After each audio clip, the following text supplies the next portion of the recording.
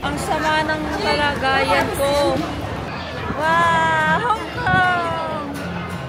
This is so relaxing and I like this moment so I can relax. Alright, let's go to the Hong Kong. My first trip.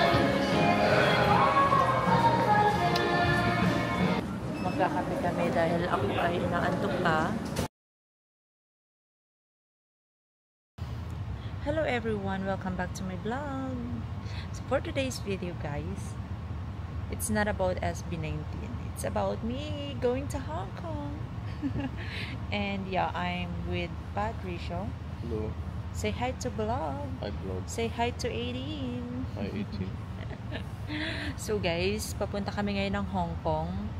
Nakakainis kasi sayang, nasakto sana ako sa concert ng SB19 kaya lang napaaga, hindi kasi namin alam. Kung alam lang namin talaga, pero malay mo naman, what if I go in Hong Kong alone to watch SB19 concert without you? So guys, may bagyo dito ngayon sa Taiwan and we are glad na hindi madidelay yung flight namin or hindi maapektuhan, and sana nga hindi maapektuhan. So naka-check-in na kami and we're just waiting here. Ayan, walang maraming tao. So see you guys in Hong Kong.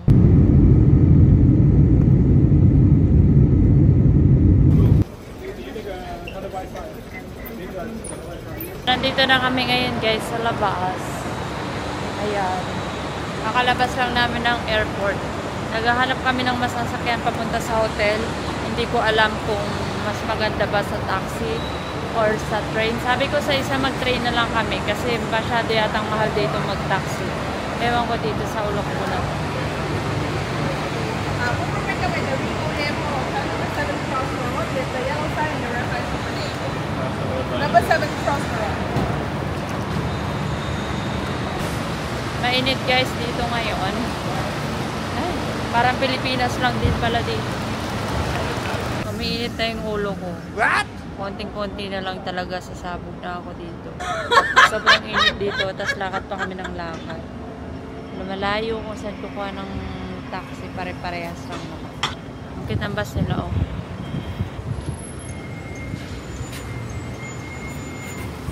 Naantay kami.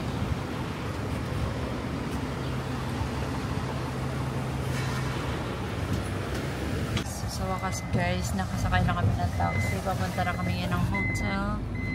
So ito, nag-grab kami. Let's see kung gaano kamahal ang taxi dito. Ayaw, lima!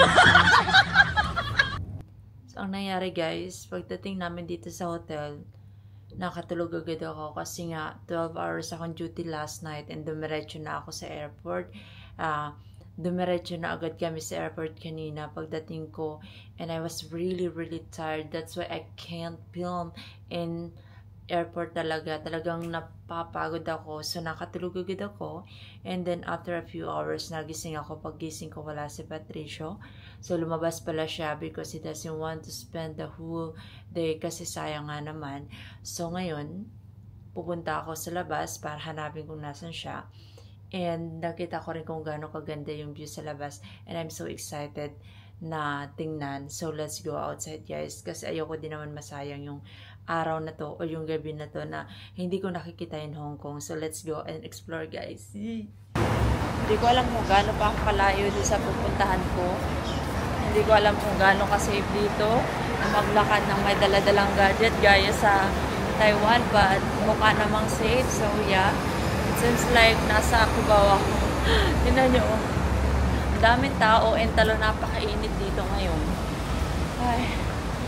So, sabi ni Patrick, puntahan ko na lang siya doon kasi nga may fireworks daw. Tapos, alam nyo, gusto kong bumili ng pagkain or ng inumin. Wala akong mabili dahil oh wow. Wala akong pera. Nasa kanya lahat.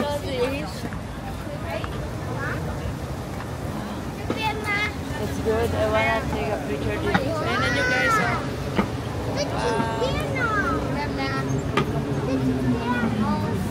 This is Hong Kong. Alright. So, back tayo. Hindi ko na alam kung saan nakapunta dito. Sa loob daw ng mall si Patrick. Ay, ang cute ng mga bus nila dito, guys. Kasi tingnan nyo, mayroon mga second floor. Tingnan nyo siya. Ayan, no? Ang cute. Ang astig. Diba? Mayroong building na parang kagaya ng Taipei 101 there. Wow. I don't know. I'm just walking outside.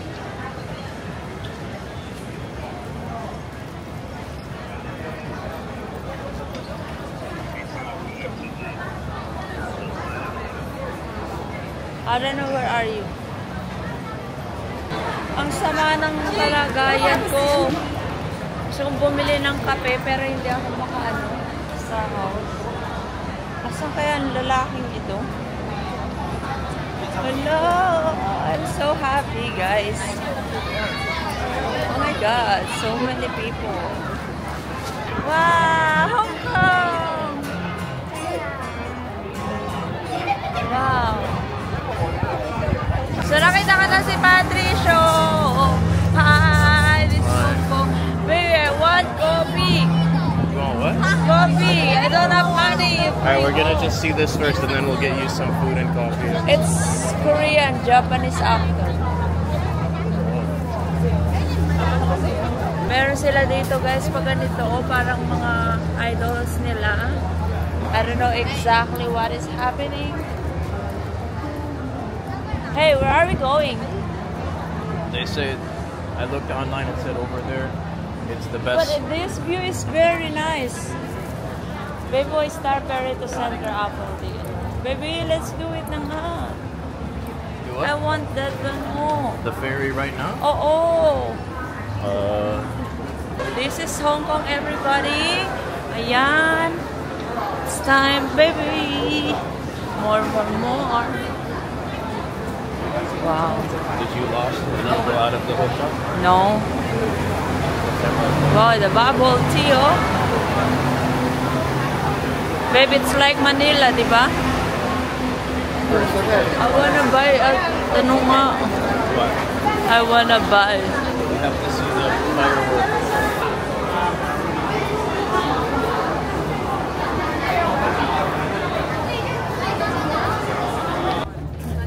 So everybody are waiting for fireworks. Actually, I don't know, it's fireworks or what. Yeah, it's like, I think it's just a night view, right? Something happened at 8 o'clock, I guess. 8 o'clock.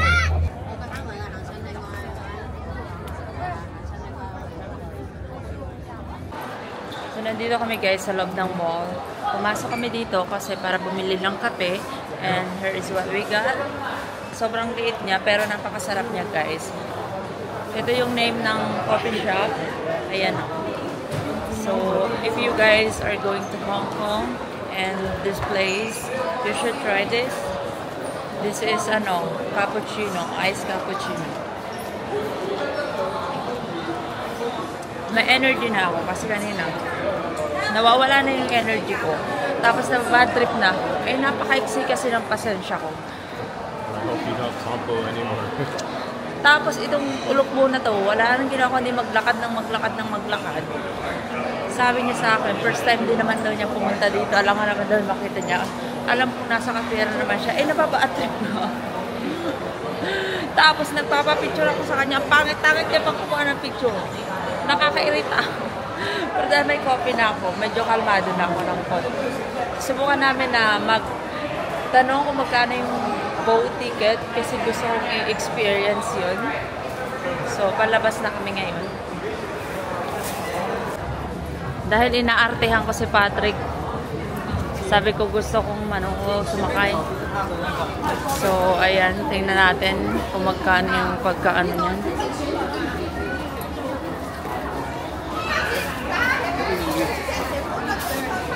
Para napakalayo yung lalakadin namin.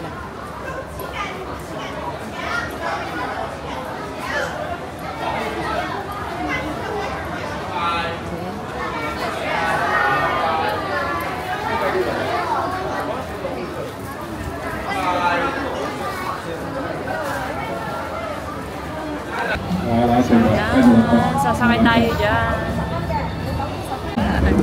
Oh, here.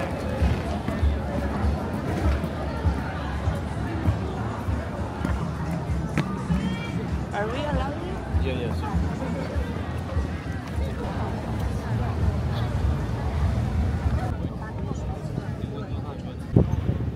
Wow.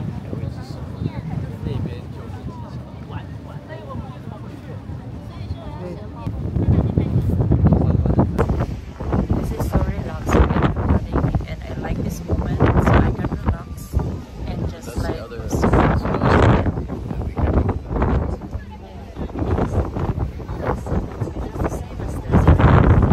like It's like a regular boat. Oh, so why we I didn't was take looking that at one? the tickets online because you want to do this. But we can do that again. Yeah, Next time. maybe next time. There's always next time.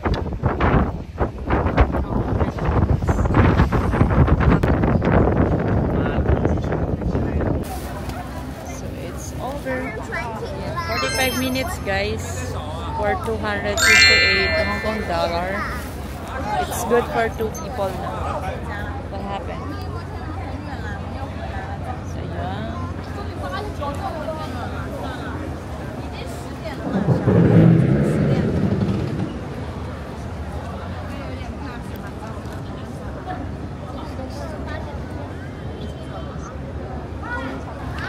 Ow!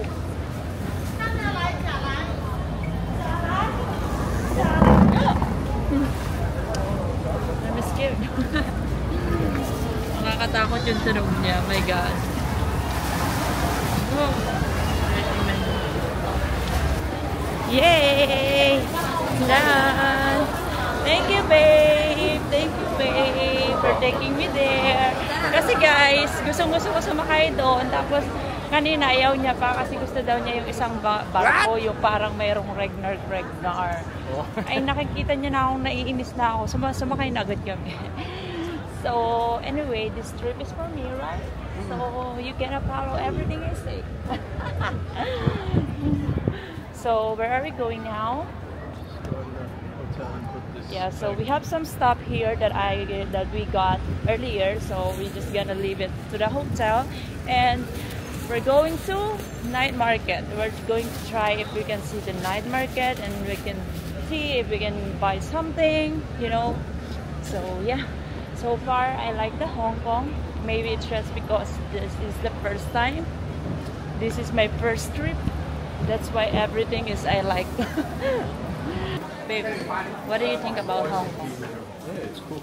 Cool? Like, but we're just like, it's just like we're in Taiwan, right? Something different. Pangit talaga nitong kausap. Lutang palagi. So mag-MRT kami papunta sa night market. Actually, sabi ko sa kanya is mag-walk na lang kami. Mag-night walk na lang kami dito para hindi na kami mapalayo. Sabi niya sa akin. Subukan daw namin kasi nga as much as possible gusto namin mapuntahan yung mga lugar na pwede namin mapuntahan kasi konti lang yung time na nandito kami sa Hong Kong. And yeah, after that, ako back to work na naman. Itong isa mas mahaba yung pahinga niya sa akin. So, just enjoy it.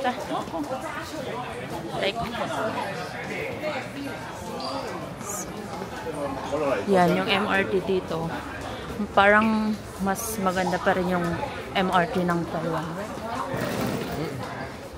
Mas high-tech, mas bigger, and mas convenient in everything. And I noticed like 7-Eleven in Hong Kong is just small. Yeah, it's smaller compared to Taiwan. Taiwan 7-Eleven is big compared here. Look at that. Yeah. So there you go. And the moment. So wala kaming yo-yo card and I don't know how it works but dahil kasama ko naman nito, siya nang bahala sa lahat. Like, yeah. Katuwa yung ano nila dito, yung pagtawid ng pedestrian line. Every time na yung ano na sa tao, tumutunog, parang abno.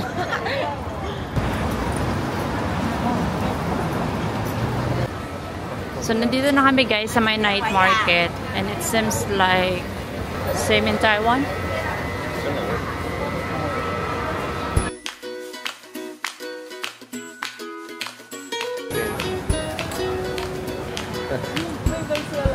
Please control her. So, ang dami kong nakikita guys dito na gusto kong bulihin. Pero we have to budget kasi, you know, see? Kailangan labanan ang mga impulsive ano natin, buying, daming cliche. Try namin guys yung street food nila dito. So, ayan. What did you get, babe? Baby, what did you get? Actually, yung mga street food nila dito parang walang pinagkaiba naman or hindi nalalayo sa Taiwan street food. So, I'm looking something different. Yung kakaiba.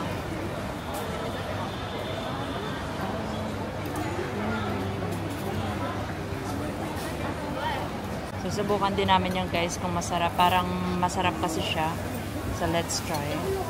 Dinner namin, street food. Diba? You gotta feed me, babe.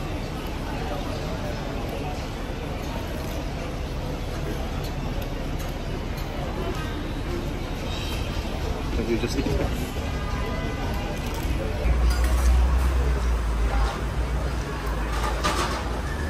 Yummy?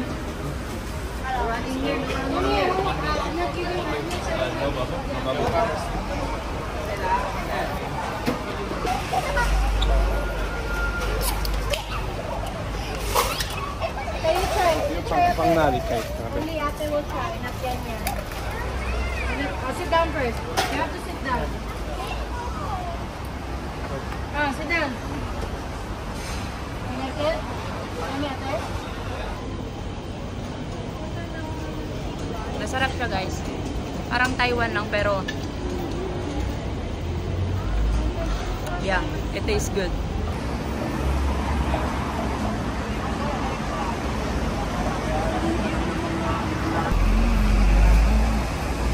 China?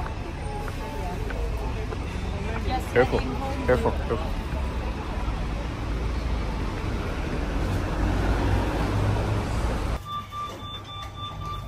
So guys, we're back at hotel na. Grabe, sobrang pagod ko today. Sobrang saya naman kasi talagang nag-enjoy ako sa pag-iikot dito malapit sa hotel namin and talagang na-enjoy ko yung pagsakay namin dun sa boat and pagpunta namin sa night market. And nakakatuwa, nakabili na ako ng ilang mga magagandang gamit. Ang mumura lang. So, pero kailangan ko pigilan yung sarili ko dahil kailangan natin magtipid dahil alam nyo na, may mga bagay tayong mga paggagastusan. So, yun guys, this is our first day dito sa Hong Kong and so far naman, nag-enjoy kami and nag-enjoy kami. So, it's time to rest na kasi kailangan namin umaga bukas. So, yeah, I'm so excited for day 2.